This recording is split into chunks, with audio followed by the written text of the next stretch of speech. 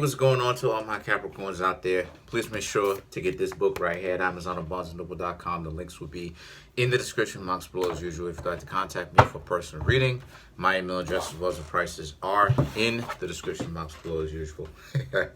So, pretty soon I'm finna lower my prices again. A lot of people don't necessarily like it, but I'm kind of waiting a little bit because I don't want to make it look like I'm being like greasy or whatnot. Whenever it is I'm not getting money, then I switch it back just so I can be a slime ball. But let me know what it is that y'all think in the comment section, if I should change it back right now, you know what I mean, as soon as possible. And yeah, so let's see what the Capricorns have got going on. Please, let's get this to 30 likes. It really does help the channel grow. You know, I'm almost to 500 subscribers. Really would like to make it to 1,000 subs, 4,000 watch hours, so I can start, you know, getting Google AdSense money again, so I can start making moves.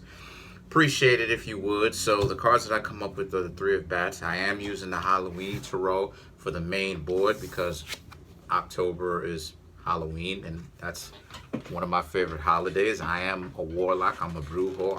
I'm a warlock. So you have the Six of Pumpkins, Seven of Pumpkins, Two of Imps, the Page of Ghosts, the Death card, the Strength card, the Page of Imps, the Ten of Imps, Three of Pentacles, whew, Page of Bats, the Star card, the Hierophant, the Nine of Ghosts, and last but not least, we have the Moon.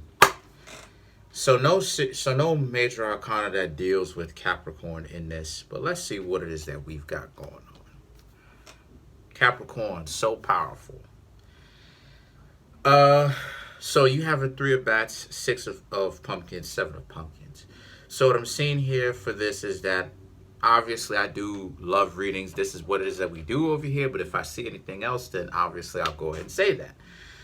So for the Capricorns, what it is I'm seeing here is I'm seeing how someone is heartbroken over this relationship that you may have had with them. They felt like they should have did you a little bit right? They felt like they should have did you right.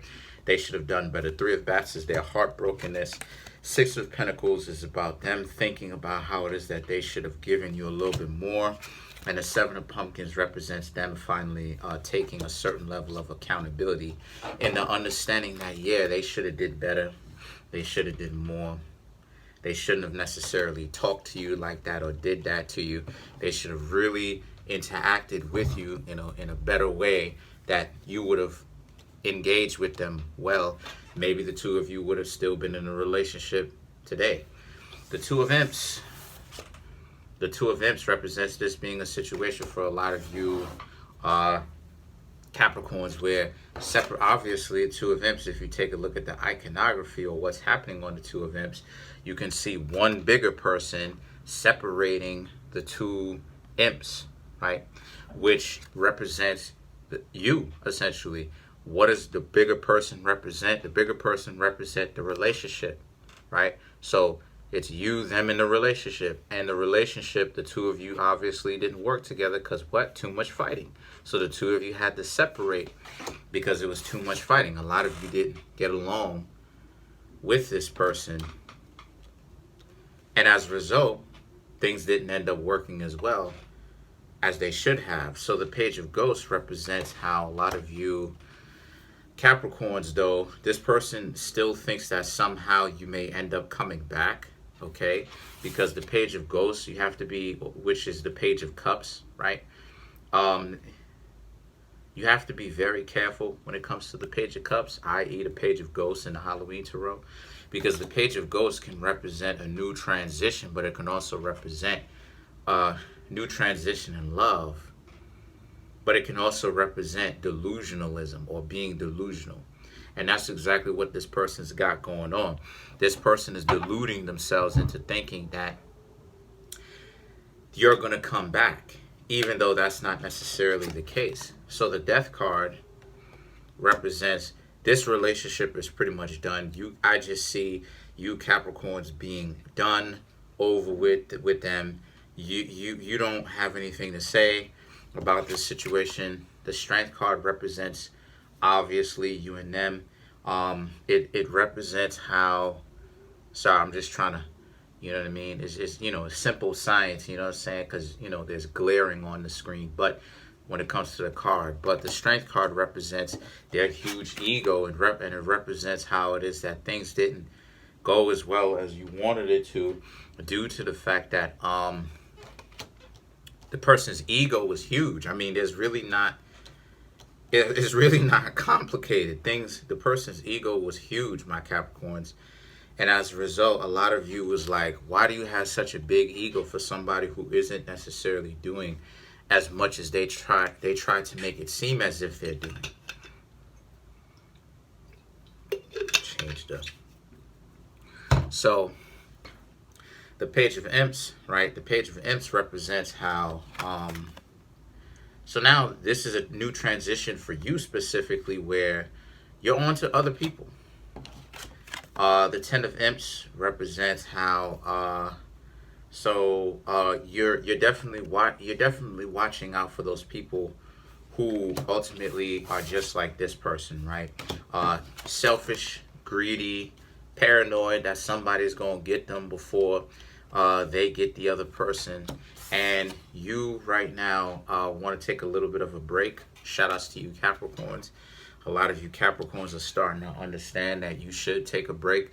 Whenever it is that you get yourself out of a relationship, right? You should, regardless of whatever kind of relationship it is, you should always take a little break, because you don't want to infringe, you don't want to impose that same kind of craziness that you may have had onto the person that was dysfunctional, onto the new person who hasn't necessarily done anything to you. So the Page of Bats now represents this being a situation where, the Page of Bats is about how try also to not to be very like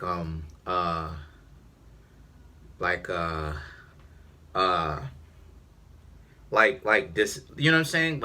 Like disdain, like try not to be disdainful, right? Where like you're disgusted at, like try not to develop a mean streak, you know what I mean? Where it's like you're so tough on the people who are on some fake stuff, to the point where you end up being a blight, right? On a spiritual and physical blight on your own thing that you've got going on, Capricorns. You don't want to do that. The Star card represents you want to jump off the porch and keep going north from here. If you catch my drift, you want to fly. So the Star card is that you have to learn to let the pain and the anger go from all of your relationships. That's why it is that you just take breaks. You're taking a break to become better, not just externally with the money and stuff like this and look good. You're taking a break so that you can check in with your own self. Remember, Capricorn is the exact opposite of Cancer. Cancer is nourishment. But Cancer isn't just about physical nourishment and the food that you eat, the water you drink. It's also about emotional nourishment too. What is it that you've got going on in the inside of you that you need to figure out, and how you can take care of yourself, being a parent to your own self, nurturing that inner child, right? That the inner person that is hurt, and nurturing that back to health. And then the Hierophant represents this being a situation for you where a lot of you Capricorns need to hold on to your power. Right? Stop giving it away by allowing people to get you so angry to the point where you end up changing up your whole personality, and you end up becoming this because you don't want to do that. Then you start being super nasty in the game, and you start, trying to like take the heads off of everybody. You don't want to do that. The Nine of Ghosts represents that you want to be able to sit back, relax, be patient, get to know people, and over an amount of time, a lot of people gonna come holler at you if you see the ghost in the background, right? And the skeleton, the person that represents you, You know what I mean by that. It's sitting down, right? And it's just chilling and it's happy and content. And the moon represents, but all that begins with.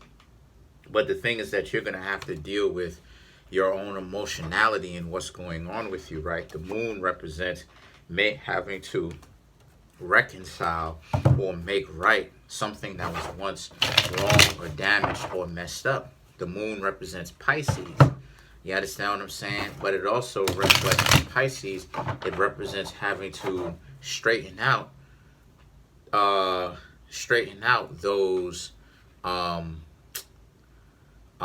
those wrinkles, right?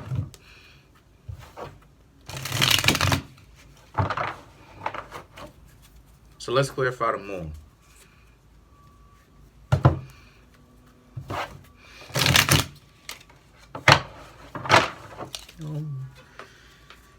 Enjoying myself. So the Eight of Cups, the King of Cups, Four of Cups. So to clarify the moon. So what I'm seeing here for this is if you're wondering about what's going on with yourself and the person who you just broke up with, nobody wants them. But it shouldn't matter, and that's my point. You still may be thinking about how what's going on with this other person. The Eight of Cups also represents you because you may also be in the delusion that nobody wants you. That's not necessarily true. The King of Cups represents how you have to, like I said, furthermore, to clarify the moon, right? Werewolf, wolfing out, lycanthropy, rage, being a rageaholic. You understand what I'm saying? Not being able to differentiate or make a distinction or draw that line between animal and person. Wink, wink, hint, hint. So the King of Cups represents how you need to learn to manage that emotionality. The Four of Cups is that regardless of whether it is, so many people get caught up in who initiates the conversation first. Listen, at the end of the day, it doesn't really matter. Everybody should initiate a conversation, especially if you're interested in somebody. And if you don't know how to do that, because a lot of people, wink, wink, hint, hint, don't know how to do that, then you need to learn to try to do that. You need to learn how through experience, trial and error. Because I see a lot of people who be waiting on somebody to say something to them. Doesn't work like that. This person is not in your head. They don't know what it is that you're thinking. They're not thinking your thoughts. So you're going to have to actually muster up some heart, go over there, say something to that person. You understand? But either way, it's not going to hurt you. It's not going to make you suffer, Capricorn. It's not putting you in a weak disposition. This is why it is that people who I've spoken to on a personal level, privately. Oh, I thought that was my mom coming in. But people who I've spoken to on a private level, they know, and I say this all the time, most people don't know how to wield power even if it bit them in the butt. And the reason why is because to them, these things matter to them. These small things matter to them. Who's walking up to whom and who's saying what to whom and such as none of that stuff matters at the end of the day. Who approached whom and stuff like this. What matters is you wasting, not you specifically, but I'm saying what matters is in general a person wasting a way too much time when they could be hanging out with their partner, holding hands with their partner, go back to that partner's place, have some good old fun all night and make that bond stronger. You understand what I'm saying? But you spending so much time on who's speaking to whom and and who approached first. Let's clarify the Hierophant.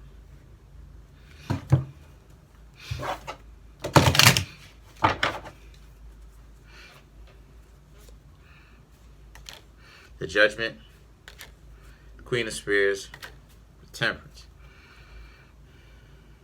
Yes, you need to be able to, okay, You need to be able to figure out a way where, yes, you can be very swift and ruthless when it comes to people who are playing games, but it shows that the judgment shows that you're going to have to learn to identify how you can know the differences between the people who are playing games and the people who are, that's my dog, the people who are playing games and the people who are not. So the Queen of Spears now represents this being a situation where in order for you to do that, you're going to need experience, you're going to need patience.